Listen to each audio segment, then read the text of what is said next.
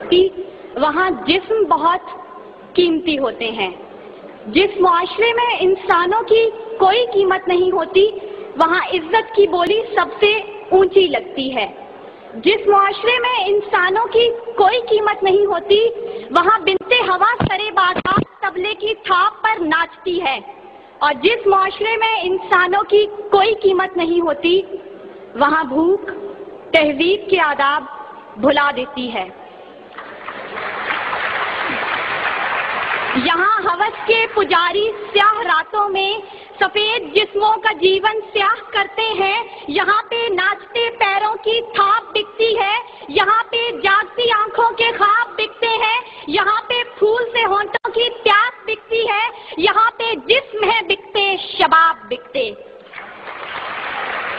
عالی وقار بھوک 2 وقت کی روٹی کے عوض بنت ہوا کو ابن آدم کی ہوس کا نشانہ بننے پر مجبور کر دیتی ہے، لیکن کہیں کوئی قیامت نہیں اترتی۔ 14 سالہ بیرہ اپنی عصمت لٹانے کے بعد جان سے بھی ہاتھ دھو بیٹھتی ہے، لیکن کہیں کوئی قیامت نہیں اترتی۔ تھر کی جلتی ریت پر ننگے پاؤں چلنے والی قوم کا صدر اسلام آباد کی سڑکوں پر مرسیڈیز میں سفر کرتا ہے، لیکن کہیں کوئی قیامت نہیں اترتی۔ بلوچستان کی خشک سالی پر ایئر کنڈیشن کمروں میں منرل واٹر پی پی کر غور کیا جاتا ہے، لیکن کہیں کوئی قیامت نہیں اترتی۔ یہ شاہراہیں اسی واسطے بنی تھیں کیا کہ ان پر دیس کی جنتا سسک کر مرے؟ زمینیں کیا اسی کارن اناج اگلا تھا کہ نسل آدم و حوا بلک بلک کر مرے؟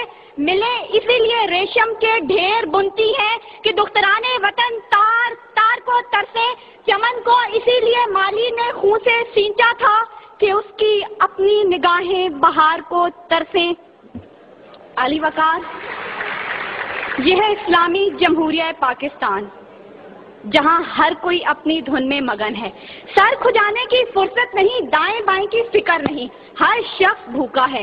کوئی اقتدار کا طالب ہے تو کوئی شہرت کا بھوکا، کوئی دولت کا پرستار ہے تو کوئی پیٹ کا بھوکا، کوئی بھنگ کے ایک پیالے کے عوض اپنا سب کچھ نچھاور کرنے پر آمادہ تو کوئی طاقت کا بھوکا۔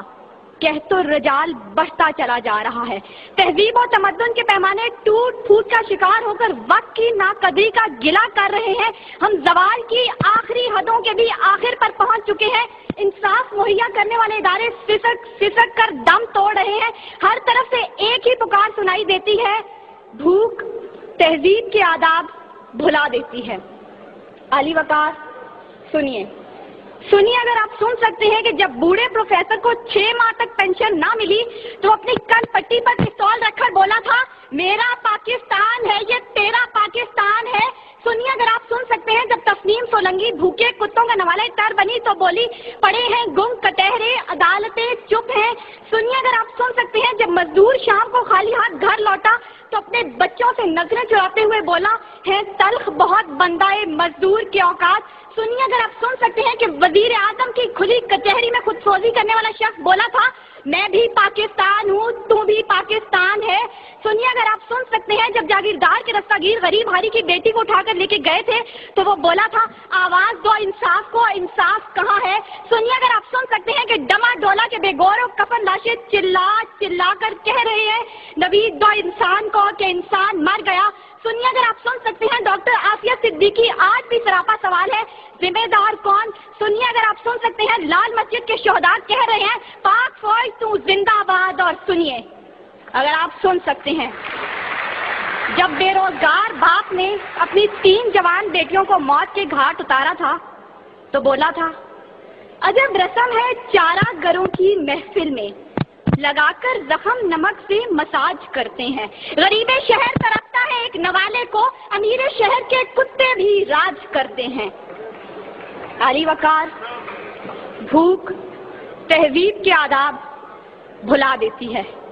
غربت سے مجبور لوگ اپنے بچے بھون کر کھا جاتے ہیں، اپنے گردے اور آنکھیں بیچ ڈالتے ہیں، اپنی 8 سالہ بچیاں دلالوں کے حوالے کر دیتے ہیں، اپنے خاندان کے ساتھ آگ میں کود جاتے ہیں، دریاؤں سمندروں میں چھلانگیں لگا دیتے ہیں، پنکھوں کے ساتھ لٹک جاتے ہیں، ٹرین کی پٹری کے آگے لیٹ جاتے ہیں۔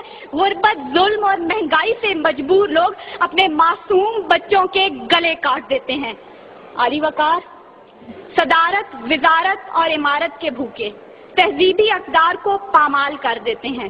کبھی تو چند کھوٹے سکوں کے عوض قوم کی بیٹیوں کو بیچ ڈالتے ہیں، تو کبھی مساجد کا تقدس پامال کرتے ہوئے انہیں لہو رنگ کرتے ہیں، اور کبھی اپنی ہی عوام سے کہتے ہیں میں تمہیں وہاں سے نشانہ بناؤں گا کہ تمہیں پتہ بھی نہیں چلے گا.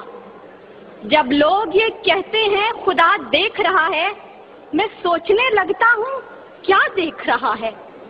علی وقار، اس سے پہلے کہ بھوک اس ملک کو کھا جائے، اس سے پہلے کہ لہجے بے آواز ہو جائیں، سر سنگیت سب بے ساز ہو جائے، ملت اسلامیہ کی یہ بیٹی، ملک و قوم کی بیٹی اور آپ کی بیٹی آپ سے استدعا کرتی ہے خدارا بوڑھے باپ کا سہارا بن جائیے جس کے بیٹے نے خود سوزی کی.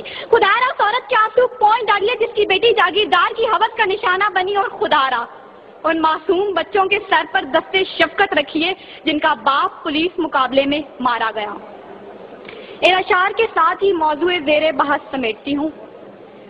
ستم ظریفی وقت نے کلیوں کی نزاکت کو، دلوں کی محبت کو اس طرح سے مسئلہ ہے، اس طرح سے کچلا ہے کہ زندگی اذیت ہے اور سانس کی بھی قیمت ہے.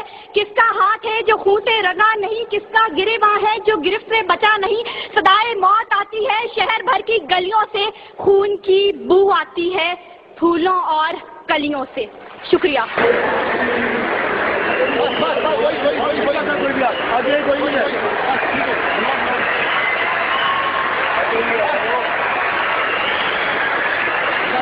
بھائی